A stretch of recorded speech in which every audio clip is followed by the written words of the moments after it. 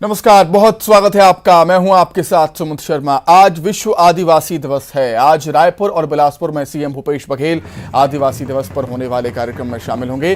बिलासपुर में विश्व आदिवासी दिवस की तैयारियां पूरी हो गई हैं। विश्व आदिवासी दिवस पर आज भव्य कार्यक्रम का आयोजन यहां पर होगा।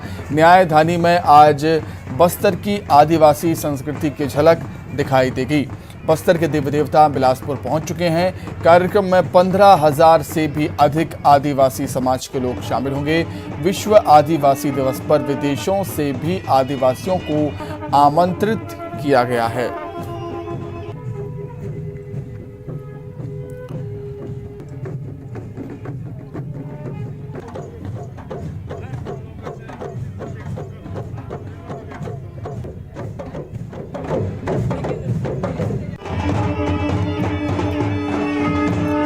कार्यक्रम की तैयारियां आप तस्वीरों के माध्यम से देख सकते हैं किस तरीके से विश्व आदिवासी दिवस कार्यक्रम की तैयारियां छत्तीसगढ़ में हो रही हैं। तैयारियां लगभग पूरी हो चुकी हैं और देवी देवता भी पहुंचे हुए हैं। बिलासपुर में आज बस्तर की संस्कृति देखने को मिलेगी और कई जगह कई कार्यक्रम आयोजित किए जाएंगे। सीएम भूपेश बघेल विश्व आदिवासी दिवस पर होने वाले कई कार्यक्रम में शामिल होंगे। रायपुर और बिलासपुर में वो कार्यक्रमों में शामिल होंगे। कार्यक्रम में 15,000 से भी ज्यादा आदिवासी समाज के लोग शामिल होंगे और विश्व आदिवासी दिवस पर विदेशों से भी आदिवासियों को आमंत्रित किया गया। तो विश्व आदिवासी दिवस पर आज सीएम 3 कार्यक्रमों में शामिल होंगे। सीएम हाउस में आदिवासी दिवस पर कार्यक्रम का आयोजन किया गया है। सीएम वीडियो कॉन्फ्रेंसिंग के जरिए सभी जिला मुख्यालयों से जुड़ेंगे। एकलव्य और प्रयास के उत्कृष्ट छात्रों को सम्मानित किया जाएगा। रायपुर के दीनदयाल ऑडिटोरियम में कार्यक्रम का भी आयोजन है। आज बिलासपुर के साइंस कॉलेज में भी कार्यक्रम का आयोजन है। वहां भी जाएंगे सीएम भूपेश बघेल और CM Bhupesh Baghel video conferencing के जरिए आवासीय विद्यालय एकलव्य और प्रयास के उत्कृष्ट छात्रों को सम्मानित करेंगे।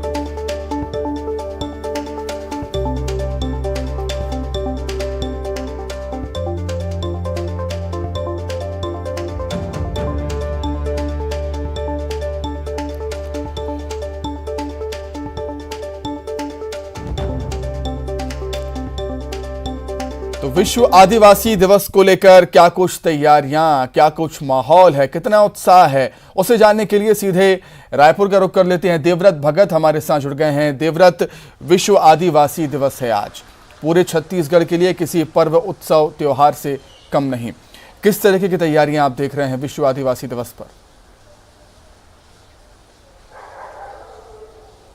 जी बिल्कुल, क्योंकि आदिवासी बहुल राज्य छत्तीसगढ़ कहलाता है और पहली बार छत्तीसगढ़ में ऐसा हुआ है जब विश्व आदिवासी दिवस के दिन राज्य सरकार ने अवकाश घोषित किया हो। और आज सभी सरकारी जो कार्यालय हैं वो बंद हैं, अवकाश घोषित किया गया है। वही कार्यक्रमों की बात करें तो सभी जिला मुख्यालयों में कार्यक्रमों का आयोजन यहाँ पर किया जा रहा है। मुख्यमंत्री कार्यालय भी इससे अछूता नहीं है। मुख्यमंत्री निवास कार्यालय में भी कार्यक्रम का आयोजन किया जाएगा, जिसमें सभी जिला मुख्यालयों से मुख्यमंत्री जुड़ने वाले हैं। यहाँ पर बूढ़ादेव की आरती, पूजा अर्चना और उसके बाद राजगीत से इस पूरे कार्यक्रम की शुरुआत होने वाली है। और वनाधिकार पट्टे जो है वीडियो कॉन्फ्रेंसिंग के जरिए सभी जिला मुख्यालयों में जुड़ करके हितग्राहियों को बांटे जाएंगे। इसके अलावा विभिन्न कार्यक्रमों का भी आयोजन किया जाएगा। एक जो आदिवासी विद्यालय हैं, एकलव्य और इसके अलावा प्रयास विद्यालय, वहां के जो उत्कृष्ट छात्र हैं उनको सम्मानित यहां पर किया जाना है। इसके अलावा जो कार्यक्रम का आयोजन राजधानी रायपुर में और न्यायधानी बिलासपुर में दूसरे कार्यक्रम का आयोजन किया गया है, जहां मुख्यमंत्री शामिल होने वाले हैं। राजधानी के दीनदयाल ऑडिटोरियम में विश्व आदिवासी दिवस पर एक भव्य कार्यक्रम का आयोजन किया जा रहा है, जहां मुख्यमंत्री शामिल होने जा रहे हैं। और इसके बाद जो बिलासपुर में आयोजित किया जा रहा है इस दिन के मौके पर, जहां बस्तर, सरगुजा समेत कई इलाकों से जो आदिवासी हैं वो पहुंचे हुए हैं और वहां पर भी एक बड़े कार्यक्रम का आयोजन किया जा रहा है, जिसमें मुख्यमंत्री भूपेश बघेल शामिल होंगे। तो कुल मिलाकर के सबसे जो बड़ी आबादी या आदिवासी बहुल राज्य ये कहा जाए छत्तीसगढ़, वहां पर आज विश्व आदिवासी दिवस है और उसकी रौनक, उसकी छटा आज पूरे प्रदेश भर में देखने को मिलेगी। बिल्कुल, निश्चित तौर पर। देवव्रत, आप हमारे साथ बने रहिएगा, कुछ और खबरों पर भी आपसे हम जानकारी देंगे। आगे बढ़ते हैं। कांग्रेस की आज तिरंगा यात्रा शुरू होगी। जी हां, कोंडागांव में आज शुरू होगी कांग्रेस की तिरंगा यात्रा। पीसीसी अध्यक्ष मोहन मरकाम यात्रा की शुरुआत करेंगे, इसमें शामिल होंगे। 75 किलोमीटर की पदयात्रा शीतला मंदिर से शुरू होगी। 5 दिनों की पदयात्रा 23 गांव से होकर गुजरेगी।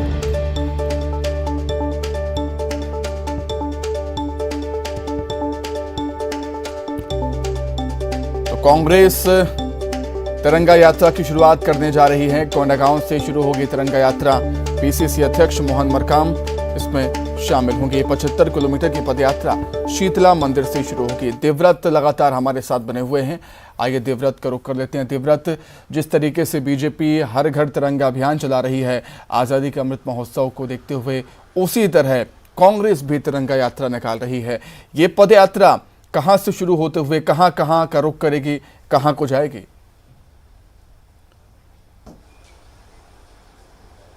जी बिल्कुल, क्योंकि बीजेपी एक तरफ जहां पूरे देश भर में हर घर तिरंगा अभियान चला रही है, तो उसके जवाब में ही एक तरह से कांग्रेस ये पदयात्रा निकालने जा रही है और नाम भी तिरंगा पदयात्रा दिया गया है। और प्रदेश के सभी 90 विधानसभा क्षेत्रों में ये पदयात्रा निकाली जाएगी और सबको जिम्मेदारी जो है वो तय कर दी गई है। सभी विधायकों को जो है 75 किलोमीटर अपने विधानसभा क्षेत्र में पदयात्रा करनी होगी, घूमना होगा, लोगों से बातचीत करनी होगी। तो ये कुल मिलाकर के सभी 90 विधानसभा क्षेत्रों में की जा रही है।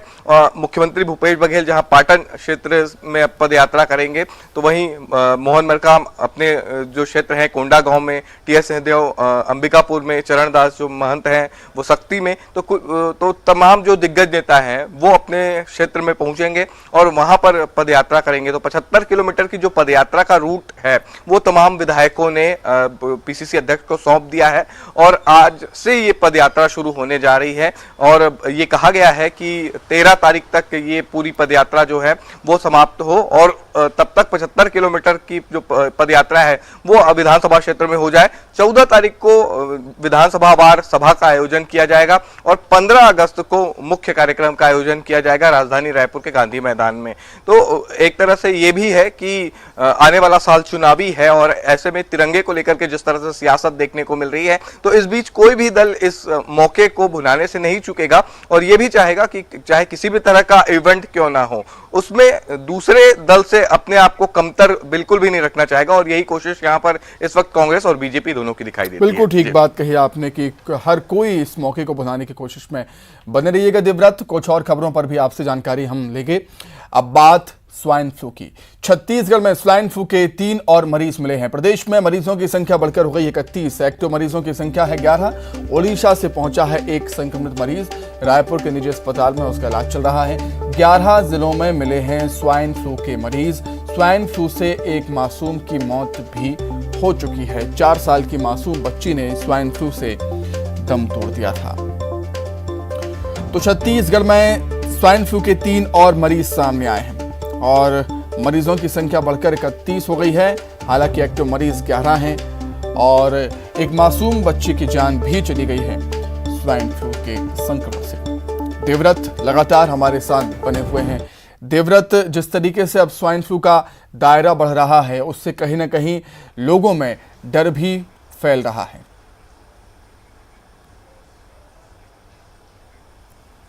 जी बिल्कुल, जब कभी इस तरह की कोई बीमारी फैलती है और संक्रमण बढ़ता है तो लोगों में एक तरह से डर बना रहता है और इसलिए स्वास्थ्य विभाग ने सभी अस्पतालों को अलर्ट रहने को कहा है। जितने भी सरकारी अस्पताल हैं उसमें समुचित व्यवस्था करने को कहा है कि स्वाइन फ्लू के मद्देनजर पूरी व्यवस्था कर ली जाए, क्योंकि कल ही हमने देखा कि आंकड़े जो थे वो 28 थे और आज बढ़कर के 31 हो गए हैं। नए मरीज मिले हैं। हालांकि इसमें एक मरीज ओडिशा का भी शामिल है जिसका इलाज एक निजी अस्पताल में चल रहा है और ज्यादातर जो मरीज हैं वो इस वक्त निजी अस्पताल में ही इलाज करा रहे हैं। लिहाजा व्यवस्था जो है वो सरकारी अस्पताल में भी उसी तरह की होनी चाहिए जिस तरह की जो तैयारी है वो निजी अस्पताल करके रखे हैं। तो फिलहाल अलर्ट मोड में इस वक्त स्वास्थ्य विभाग नजर आ रहा है, क्योंकि कल जो बच्ची की मौत हुई है उसके बाद से एक तरह से दहशत का आलम जो है वो लोगों में दिखाई देता है और किसी भी तरह का कोई पैनिक क्रिएट ना हो, ये कोशिश फिलहाल अभी स्वास्थ्य विभाग को करनी चाहिए। लोगों में जागरूकता भी लानी चाहिए और क्योंकि दायरा जो है इसका धीरे धीरे बढ़ता जा रहा है। प्रदेश के 29 में से 11 जिलों में ये देखा गया कि वहां से संक्रमित मरीज मिले हैं और अभी धीरे धीरे लगातार मरीजों की संख्या बढ़ती जा रही है। यही हाल कोरोना का भी है, लगातार कोरोना के भी मरीज मिल रहे हैं। तब ऐसी स्थिति में अभी स्वास्थ्य विभाग को बेहतर व्यवस्था देनी होगी, सरकारी अस्पताल में पुख्ता इंतजाम करने होंगे ताकि अगर कोई भी मरीज मिलता है तो उसको तुरंत राहत मिल सके। हालांकि एक्टिव मरीजों की संख्या जो है वो 11 बताई जा रही है, लेकिन हैरानी की बात यह भी है कि वो सभी 11 मरीज जो है उसमें से ज्यादातर जो मरीज हैं वो निजी अस्पतालों का ही रुख कर रहे हैं, यानी सरकारी अस्पतालों पर अब मरीजों को भरोसा नहीं रह गया है। और ऐसे में स्वास्थ्य विभाग को ये तैयारी की जानी चाहिए और लोगों इस बात को लेकर के आश्वस्त रहें कि सरकारी अस्पताल में भी आइसोलेशन को लेकर के और इलाज की वो सुविधा मिल पाएगी जो कि वो निजी अस्पतालों में उम्मीद करते हैं। बिल्कुल महत्वपूर्ण बात कही देवव्रत आपने कि जिस तरीके की व्यवस्था निजी अस्पताल में है वैसे ही सरकारी अस्पतालों में होनी चाहिए। बहुत धन्यवाद देवव्रत आपका तमाम जानकारी के लिए, हमारे साथ जुड़ने के लिए। आगे बढ़ते हैं, बात करेंगे कोरोना की। 24 घंटे में कोरोना के 389 केस सामने आए हैं पूरे छत्तीसगढ़ में। एक मरीज की मौत भी हुई है और बिलासपुर में 10, दुर्ग में 38, बालोद में 37, महासमुंद में 25 नए मामले सामने आए। तो कोरोना के केसेस भी लगातार बढ़ रहे हैं छत्तीसगढ़ में। 24 घंटे में 389 नए केस मिले, एक मरीज की मौत हुई। सबसे ज्यादा रायपुर में 59 केस सामने आए हैं। दुर्ग में 38 मामले मिले हैं, बिलासपुर में 10 केस मिले हैं, बालोद में 37, महासमुंद में 25 नए केस सामने आए।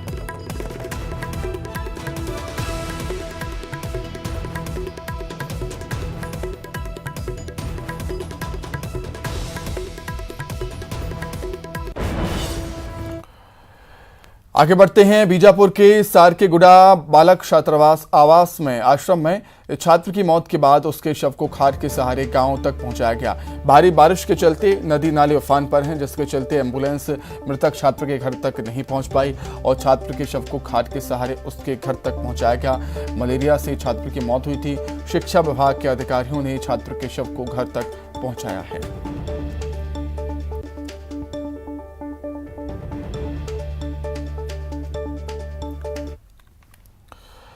बलरामपुर के एकलव्य आवासीय विद्यालय में एक साथ 57 बच्चों के बीमार होने से हड़कंप मच गया। आनन फानन में सभी बच्चों को वाड्राफनगर के सिविल अस्पताल में भर्ती करवाया गया। बच्चों के बीमार होने की जानकारी मिलते ही स्वास्थ्य विभाग की टीम और एसडीएम आवासीय विद्यालय पहुंचे। आवासीय विद्यालय में मौजूद दूसरे बच्चों की स्वास्थ्य की जांच की गई। बलरामपुर के एकलव्य आवासीय विद्यालय में 200 से ज्यादा बच्चे पढ़ते हैं।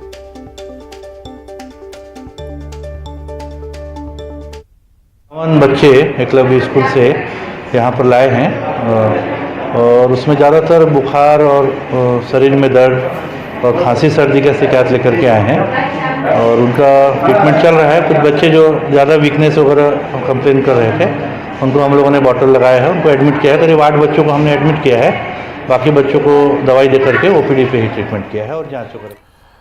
खबर सूरजपुर से है, जहां पर तंत्र मंत्र के सहारे गड़ा हुआ धन पाने की लालच में बैंक के कर्मचारी समेत 14 लोग ठगी का शिकार हो गए। 4 ठगों ने इन लोगों से 14 लाख की ठगी की। पीड़ितों की शिकायत पर पुलिस ने मामला दर्ज कर दिया है और ठगी के 3 आरोपियों को गिरफ्तार कर दिया है और मामले की जांच जारी है।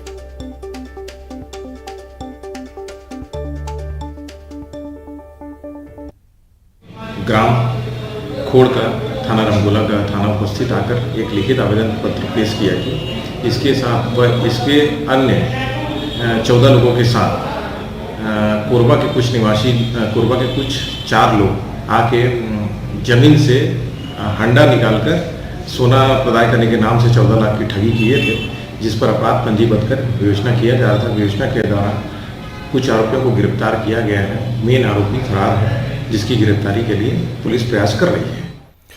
वहीं रायगढ़ में पुलिस ने 8 दिन पहले हुए अंधे कत्ल की गुत्थी सुलझाने का दावा किया। पुलिस के मुताबिक जादू टोने के शक में बेटे ने अपने साथियों के साथ मिलकर माता पिता की हत्या की और शव को पत्थर से बांधकर नदी में फेंक दिया था। पुलिस ने हत्या की गुत्थी सुलझाने के साथ ही 7 आरोपियों को गिरफ्तार किया, जिसमें मुख्य आरोपी नाबालिग हैं। वहीं 2 आरोपी अभी भी फरार हैं। वारदात में इस्तेमाल गाड़ी, मोबाइल फोन समेत कई सामान जब्त हुए।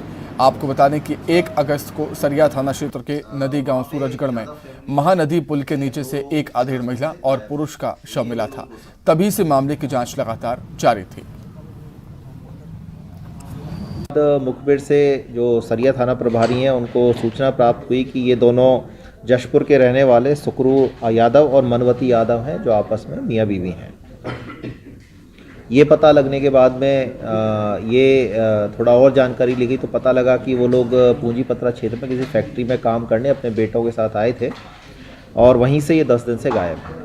कोई भी जानकारी इस तरह की उनके बेटे द्वारा पुलिस को नहीं दी गई थी, तो हमारा शक थोड़ा उनके ऊपर गहरा आया। जब पकड़कर पूछताछ की गई तो थोड़ा सख्ती दिखाने पर उन्होंने द्वारा बताया गया कि अपने कुछ साथियों के साथ मिलके इन्होंने इनकी हत्या की है और उनको महानदी पुल के पास ले जाकर फेंका है। मोटिव पूछने पर कि क्या कारण था जिसकी वजह से हत्या की गई, तो उसने बताया कि उसके भाइयों की तबीयत खराब रहती थी, तो अपने जो इसका जीजा है और साथ में और भी कई उनके साथी हैं, जो मृतक का भतीजा है, उन सब के साथ मिलकर इन्होंने प्लानिंग की कि इन दोनों की वजह से ही पूरे परिवार में दिक्कत है। इसी तांत्रिक द्वारा उन लोगों को, जो कोतबा के रहने वाले एक तांत्रिक छत्रमोहन यादव द्वारा दिमाग दिया गया था, ये दोनों नहीं रहेंगे तो तुम लोगों की मुसीबतें ख़त्म हो जाएंगी। तो उन्होंने उन दोनों को मार के महानदी पुल के नीचे फेंका था। अभी तक उनके बेटे समेत, जो कि नाबालिग है, 7 लोगों की गिरफ्तारी हो गई है। अभी तक आपने थाने में मारपीट, डकैती और हत्या जैसे मामले आते देखे होंगे, लेकिन रायपुर की सिविल लाइन थाना क्षेत्र में एक अनोखा मामला सामने आया है, जहां चींटियों को पालने को लेकर विवाद थाने पहुंच गया। अब पुलिस मामले को सुलझाने में जुट गई है। दरअसल सिविल लाइन थाना क्षेत्र के राजा तालाब निवासी जाहिदा बेगम ने शिकायत की कि उसके पड़ोसी ने चींटियां पाल रखी हैं जो उनके घर में घुस रही हैं। चींटियों को हटाने की बात कहने पर विवाद हो रहा है। दरअसल पड़ोसी जुम्मन खान ने एक टैंक में चींटियों को पाल रखा है। इस टैंक के सामने ही शिकायतकर्ता महिला का घर बना है। चींटियां वहां भी घुस रही हैं। महिला को डर है कि जब पूरी तरह से घर बन जाएगा तो चींटियों का झुंड उनके घर में अंदर आएगा। महिला ने थाने में शिकायत करते हुए आरोप लगाया कि चींटियों को हटाने को कहा गया तो जुम्मन और उसके बेटे ने विवाद किया। जी। कोई प्रॉब्लम नहीं है हम लोग को इससे, हमारे घर पे नहीं आता, वहीं रहता है, जहाँ बनाया वहीं पे ही रहता है वो, घर से बाहर नहीं। उसको वहीं से अक्कर देते हो, बाहर नहीं निकलता, किसी को कोई प्रॉब्लम नहीं, पड़ोसी लोग को भी नहीं ना हम लोग को भी नहीं। ना सिविल लाइन क्षेत्र में राजा तालाब की एक प्रार्थिया ने आके एक शिकायत पत्र दिया है, जिसमें उसके पड़ोसी ने चींटी पाल रखे हैं जो उसके घर में घुस जाते हैं, तो एक शिकायत पत्र आया हुआ है। इसमें कुछ समझाइश दी गई है क्या उसको, व्यक्ति को? पेट्रोलिंग को भेजे हैं, सामने वाले को समझाइश दिए।